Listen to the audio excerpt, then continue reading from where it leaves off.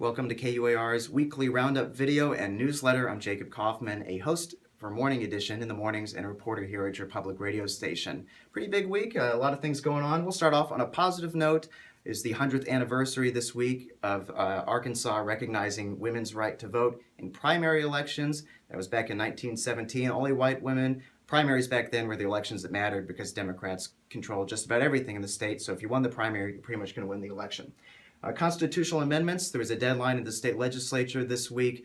The legislature can refer 3 constitutional amendments to voters to vote on in a general election. About 30 of them were filed. Some of them include ending the election of state Supreme Court justices, instead having an appointment system. Another one would end the biennial fiscal session, which voters just approved back in 2008.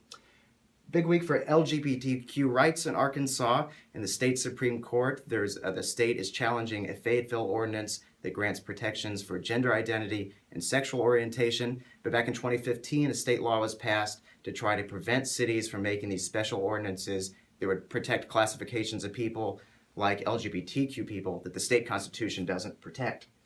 A bright spot for undocumented immigrants in the state legislature this week, sort of. A bill to defund college campuses if they have policies that are so-called sanctuary campuses or any kind of policies that would stop federal immigration authorities from getting the information they needed. However, no schools in Arkansas are sanctuary campuses. Opponents said it was not needed and that it was mean-spirited and was particularly trying to target students who were just trying to go to class even if they were undocumented.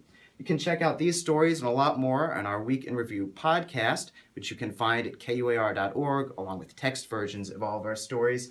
And you can also sign up for this weekly Roundup.